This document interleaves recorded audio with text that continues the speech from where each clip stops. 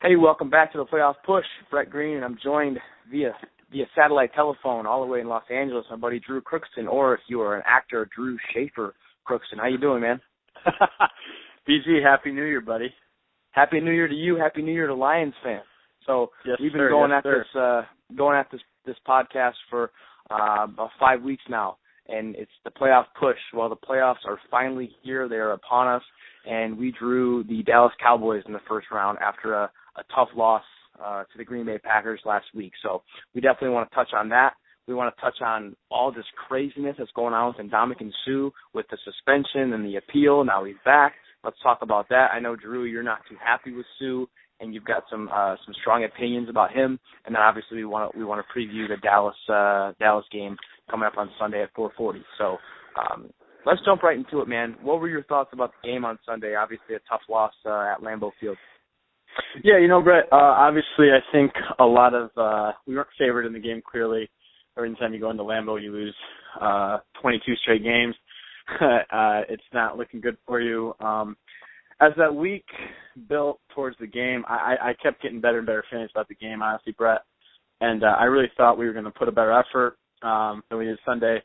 Obviously, things didn't go our way. The most alarming thing to me watching that game was the Packers' ability to run the ball, especially in the first half. That was almost weird to see. I kind of had our defense pegged as someone who you're not going to be able to run on us no matter how hard you try. And if you remember week 3, the Packers seemingly were banging their head against the wall trying to run against us, and I thought that was a big reason why they lost that game. So for them to move the ball on the ground like they did, especially in the first half, was a little alarming. Obviously had a special teams mishap, a lot of penalties. So, listen, not our best effort. We can get into the offense, Stafford, how he looked pretty poor, our inability to move the ball. But bottom line is, I think a lot of Lions fans kind of got spoiled already as far as, kind of bitching about that game. But if you were told us before the season, we're going to win 11 games and be in the playoffs, I know everyone and their mother would have done cartwheels and backflips. So it's pointless. It's pointless to really dwell on the negative at this point. Didn't play well Sunday. Have to play better this Sunday. Bottom line.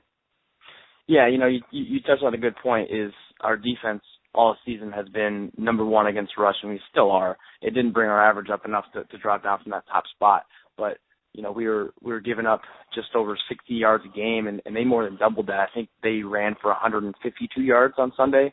And don't get me wrong, Eddie Lacy's a tough back. I mean, he went to your alma mater, Alabama, and he's a tough back to bring down. But it's not that he was bouncing off a lot of tackles. It was just there were big gaping holes for him to run through. So that is concerning when you go against right now the hottest running back in the NFL, Ndamukong Murray, who has the best offensive line in football in front of him, and he's a damn tough running back to bring down, especially after first contact. So defense is definitely going to get tested this week against Dallas. Well, and if there's one positive thing that we can take away from Sunday, I think it was the fact that you get down 14-0, and typically that can be in the danger zone. And Lions fought back. They fought back. They end up tying the game up, which is huge. And unfortunately, they just couldn't after that blocked field goal. That was pretty much devastation right there when Drake mishandles the transfer, and that was a wrap on that. But I mean, you're down 14-0 in Lambeau.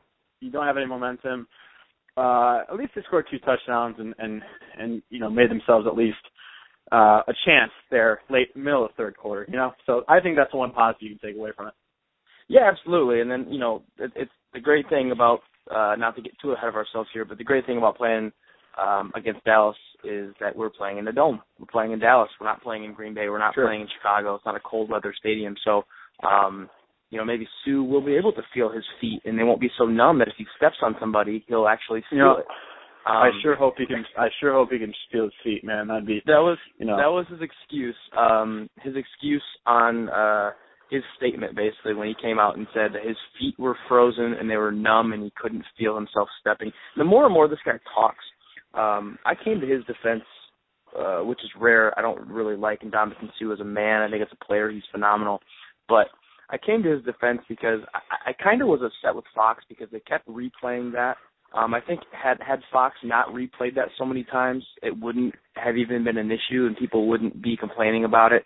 And I was kind of, thinking that they were painting this negative picture of Ndamukong Suh, that he's this victim. And now I just see him for what he is. He's just a piece of crap, man. I really don't like the guy. And I don't know how I feel about the team moving forward with him. I almost want to just say good riddance, but that would be a lot easier if we had somebody ready to step up and take his spot, and that's not easy to do. Sure. I mean, listen, I've been ever since he curb stomped, the Evan Dietrich Smith game at Thanksgiving, I just thought he's been kind of pretty much clueless. The fact that he does have he's a marked man, and he just does not seem to understand that people are going to put him under a magnifying glass because of his past. So when I saw that play, I instantly was dumbfounded at his stupidity, because here's the thing. That play is hard to prove intent, right? I mean, he's backing up. He's not coming down with force, but the bottom line is he planted on flesh and he stood up. Now, typically if that's an accident in life, if you step on someone, you bump into someone that's unintentional and you cause them either, a forceful movement or inflict any sort of pain, your first natural response as a human being is to gesture to make sure they're okay, right? I mean, that's what I took from it was, oh my God, what is he doing? Now, when I saw it, I did not think it warranted a suspension at all. No. When they came out with a suspension, I was livid, not at the league, but at Suh, because how is that guy, how do you defend him under anything because of his past? And because it was literally, I mean, he stepped on the part of Rodgers that was injured, literally, his busted calf. So it wasn't like he, stepped on his hand or hit him in the, I mean, he stepped on his calf. And so for me to, it's not like I necessarily agree with the league suspension, but I completely understood where they were coming from. And I was just so disgusted in Suh and his selfishness to basically take his team out of the game, because in my opinion, without Ndamukong Suh on Sunday, the Lions, sure, you show up to play the game, but the Lions' probability to win that game decreased significantly. So where we're at now, obviously, the suspension got overturned, which is a huge, monumentous break for the Lions. I mean, it's a ball game Sunday. I mean, we have, I think, even though we're still going to be medium underdogs, not large underdogs, we have a chance to win, with Suh. Now, if we didn't have Suh, I would say good luck, and we're going to need to play really good, and the Cowboys are going to need to play really bad. But that's what I think about him. I think Suh is he's just a dumbass. I mean, he is a dumbass, and I don't understand how it's kind of like this, Bret. When you were little, and let's say you got in trouble, you got grounded, and your parents offered to reduce your grounding punishment. Your punishment under good behavior. Okay, would you go out and frickin' hit mailboxes with bat? It's just ridiculous. Like, he's just so dumb. I mean, that's a terrible analogy right here. I'm trying to but still, it's just unbelievable. I get what you're trying to say, and my biggest thing is, I want to know, and I think everybody, especially the media, they've tried for years, and no one's been able to get in because Suh's a very private guy. But I want to know what's going on in his head. I want to know, does he feel any remorse? Would if he did miss that game, would he feel bad? Would he apologize to his teammates, or does he just not care? Because it seemed like for the last 5 weeks, ever since all this, when was it against? I think it was against the Jets. So it was pretty early in the season when the reports came out that he was most likely not going to re-sign with the Lions. It's kind of seemed like he's had one foot out the door, and he hasn't talked to the media in the last 4 or 5 weeks. He hasn't made himself available to the media after games and hasn't spoken at press conference. I just feel like he's washing his hands and just kind of being done with the team.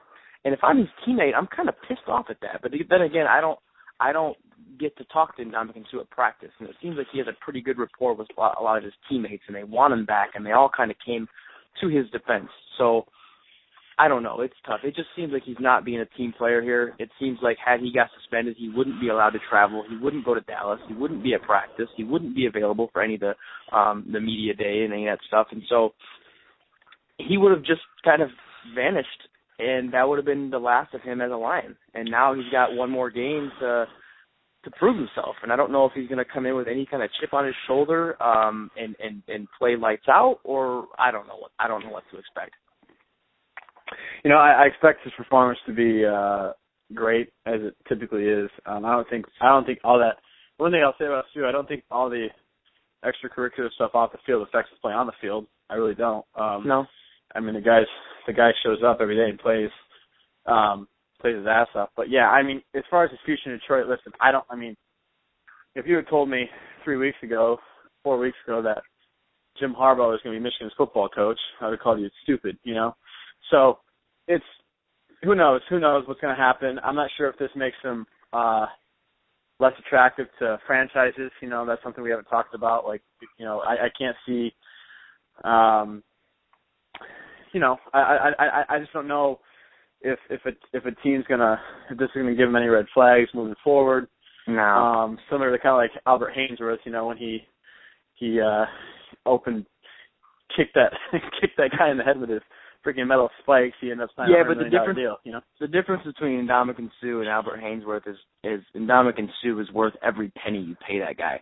He is going to cause havoc in every single game. He's not lazy. He doesn't take plays off. And so, yeah, I think any team, I think you're absolutely right, Drew. I think any team that takes a flyer on him and just brings him out for a visit. Here's the thing. Suh, what pisses me off about him really is if you've ever listened to him in interviews, the way he talks is you know, let's say the Bears or the Jets or the Giants or whoever, they bring him out for a visit. I think that everyone's going to be impressed with him by what he says, because he tries to carry himself like he's this super smart intellectual guy hanging out with Warren Buffett and doing all this stuff. It's just, to me, he just sounds like a really dumb person trying to sound smart when he talks, and it really drives me nuts. I'd rather just not listen to the guy speak. And Bret, I think that's where we disagree. I think Suh off the field, you know, from what I've read, what I've seen, I think he's a very genuine, warm person. I really do. I just think for whatever reason he gets in between those lines, similar to like, you know, the bad boys of the Pistons in the late 80s and 90s, like Bill Laimbeer, those guys are just mean. They're just mean. They don't allow their opponent to gain any kind of edge, and they try to inflict pain on them when they can. I mean, literally. I mean, inflict pain to make them harder, and it's a culture thing. You know, if Suh played back in the 80s with the Raiders, we wouldn't be talking about him. You know, it just would be that's how things were, and he just, unfortunately, he has to kind of wake up and look where he's at the current time, and with everything going on with players' health, all this crap the NFL is doing. It's like you just can't do stuff like that. And the league, football in general, has gotten super soft anyway. I mean, some of these calls, and that's, I think, a big thing moving forward. I think the league has to make these, you know, these personal foul calls reviewable, because it's just ridiculous. I mean, it's getting absolutely ridiculous that they're flagging these guys for, in my opinion, just playing hard football, and some of these penalties are having way too much effect on the game. And I think I've said that since basically after the ref lockout. I mean, these refs are very, very poor. And so, but as far as the whole Suh thing, listen, I'm glad we have him on Sunday. I'm to the point where, like you, Bret, it's kind of silly to say you don't want him back as a player, because he's, you know, as you know, his production goes so far beyond the box score. It's ridiculous. You know, it's like a good catcher in baseball. Like, a good catcher in baseball can frame pitches and call a good game. That doesn't really show up on the box score, but his value to his team is huge. You know, so yeah, I agree. I don't know. I mean, it's one of those pretty. If he doesn't come back, I'm not going to cry a river, but if he comes back, I'll definitely not be disappointed, to say the least. And it's kind of silly to say you don't want him back, because, like I said, from interior lineman, I think he's the best in the league, you know, really. So we'll have to see. No, I agree. And we'll see. The Lions are definitely going to have to break the bank to get him to come back. But we'll see what happens. And I will give credit where credit's due. The NFL got this one right. You don't suspend a player for a playoff game for something that that minor. I know it may have looked like it was intentional, but for a punch, absolutely. Someone looks a man right in his eye and throws a punch, he should be suspended. I don't care if it's the Super Bowl next week. But you don't suspend a player for a playoff game. And the NFL and Ted Cottrell, they got this right. And I think that, reducing the suspension to a fine, I'm totally fine with that. That being said, I completely agree. I think the NFL knew the competitive nature of the game, and to take Suh out for something that, even given his past, is, you really can't prove intent there. He didn't even look. He wasn't even looking at the guy. You can't prove intent there. So I agree with you, Bret. I didn't blame the NFL for suspending, but I do think the fact that they they reduce it to a fine is the right move for sure. No, it's definitely the right move, because if you keep him suspended, you're really not even you're really not hurting him. What's he going to miss out on? $22,000 is what they get paid for the wild card. Yep. If you're hurting anybody, you're hurting his teammates. You're hurting the team, and that's not fair, because they had nothing to do with that. So that being said, he will be playing on Sunday, which is great news for us. Now, funny story. Last night, I had trouble sleeping. Turned on the NFL Network. They had the NFL game rewind or whatever, but they basically recap an old game, and it was last year's Dallas at Detroit, which was a phenomenal game. And I love when they do that. Have you ever watched one of those on NFL Network? Yeah. Yeah, and they cut out all the commercials. They cut out all the slow stuff between plays. It's literally just boom, boom, boom. I watched the whole game in a half hour. In saying that, I watched the game, and Des Bryant had a freaking game. Not to be forgotten about, Calvin Johnson also had a game last year when we played them at home. It was 13 catches, over 300 yards. It was the best single season performance by a wide receiver in, over 50 years, I think it was. And but one thing I will say is DeMarco Murray didn't play in that game. And the Cowboys really had no run game. And it was kind of interesting to watch. Obviously the NFL Network was playing that for a reason, that they're playing again this week, and they want to kind of show it. And I just thought it was interesting to watch the game last year and watch Matthew Stafford look great and lead that fourth quarter comeback and do the fake spike and leap over the line for the game-winning touchdown. And it was it reminded me – it didn't remind me of this year's offense at all. It was pretty remarkable to watch, but it was kind of cool to see the two teams play, because they're going to be playing on Sunday. I just kind of want to get your opinion, what you remember from that game, and what you see kind of moving forward this week for that matchup. Well, what I remember obviously both Lions Cowboys games. I believe they played twice in 3 years. Yep. In 2011, when they had that amazing comeback in Cowboys Stadium. And then obviously the amazing game last year where, I always remember Stafford at the line just extending that ball over for the win. I mean, it was unbelievable.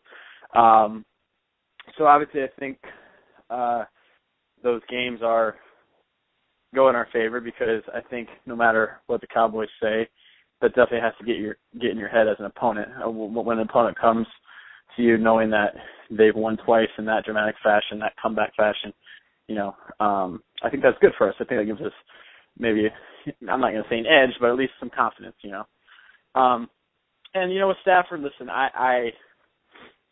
there's me and you talked about, Bret, at length. There's a ton of Stafford fanboys out there who think Stafford's like to compare his first 5 seasons to Peyton Manning. It's almost absurdity. I mean, I hope at least now they are away in a foreign country and He's not average following us anymore. He's average at best. And again, I'm not even going to say, this year, I'm not even going to say with a new system, he's ran one system his whole career. This is his first year new system. Who knows, Bret? Next year he can come out and be a lot better, and then maybe he will develop into something that is special and year in and year out. But clearly, it's what have you done for me lately? This year, I think you said it best. He's been average at best. The one thing he has done significantly better is protect the ball. But, yeah, Sunday he just looked out of sorts. He misses throws, and so I think he's playing against a defense that will allow him to make plays. I really do. Yeah. Now, the question is, can he make him? And that's what we have to figure out because, I don't know. My confidence in him is all but gone. It's like I think he can. I think the one negative thing, unfortunately, since Calvin's been healthy, is basically Golden Tate's been out of the picture, which I don't really understand how that happens because that guy, when Calvin was injured, was one of the best receivers in the league. Yeah, they got to get him more involved, and just a few minutes left here on the call, but obviously you bring up a good point. Stafford's got to have a good game against a defense who's not going to scare anybody right away. They definitely have some playmakers, just like every other team in the NFL. But the one big thing, I think, going down to Dallas, playing at Jerry's World, that they're going to have to stop, our number one defense. You have to step up and be the number one defense and go against the leading rusher in the NFL, in DeMarco Murray, and arguably the best receiver in football right now, Des Bryant. Mm-hmm. So, and then a very capable tight end, a very good tight end, probably Hall of Fame worthy, Jason Witten. And they got Tony Romo's got some weapons, but let's not forget Tony Romo. He's been to the playoffs, I believe, 4 times in his career. He's lost the first game 3 times. He's won 1 playoff game. That was against the Eagles in 2009, I believe it was. But we're hoping that we get the Tony Romo who botched the snap against Seattle in 2006. I was actually with you at Dave Berlinski's house watching that game,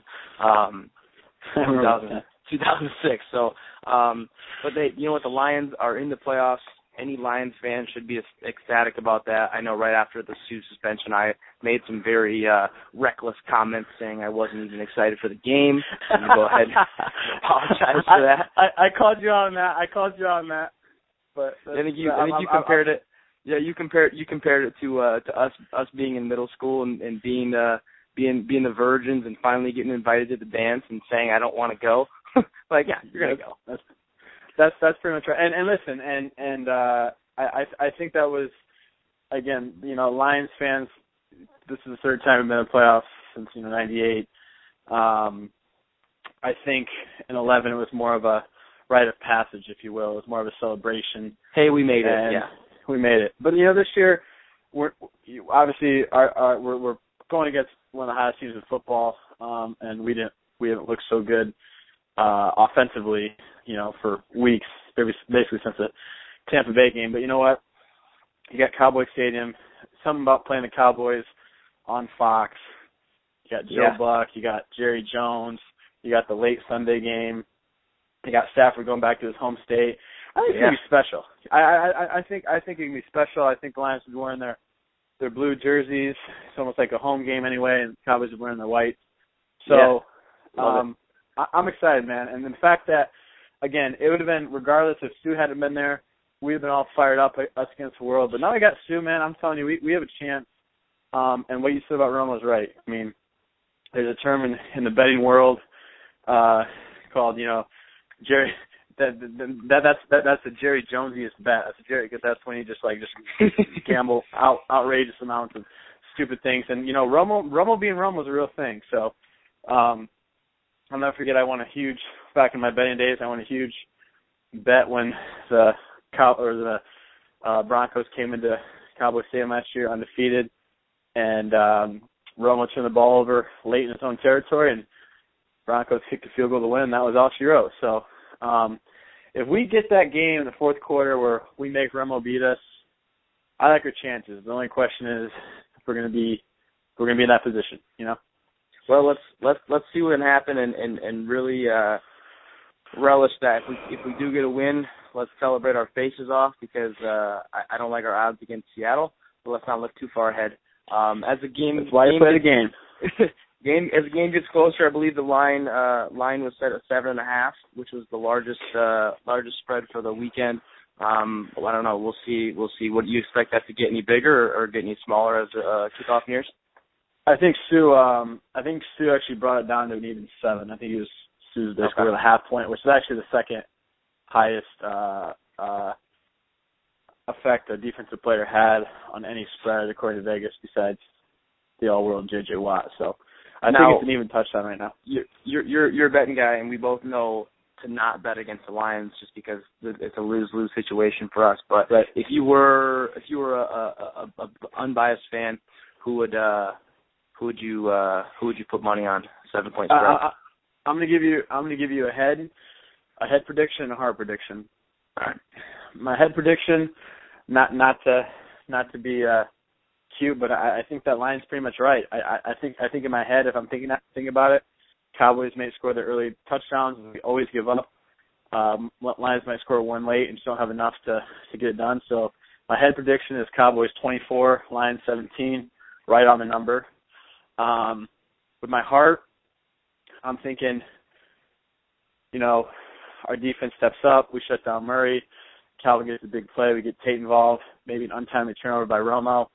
And of all irony, we come down, and our kicking game has been so woeful this year, has a opportunity to win it. And my heart says Lions win 24-21. I love it. Well, the game's on Sunday on Fox, 4:40. We'll be rooting our faces off. That's 1:40 Pacific time for you West Coasters. Enjoy the game, man. I know it's gonna be tough watching the game solo. Maybe you'll watch it with your special friend. Oh yeah, we'll. I don't think that's gonna happen, but I hopefully I'll have some Lions around me, and I don't doubt I will. So happy New Year, buddy. Go Lions, and hopefully we'll renew this thing next week. Absolutely. Hope to be back next week. All right, guys. We'll go Lions, and we'll talk to you next week. If not, we'll talk to you next year. Have a good one, buddy. Peace.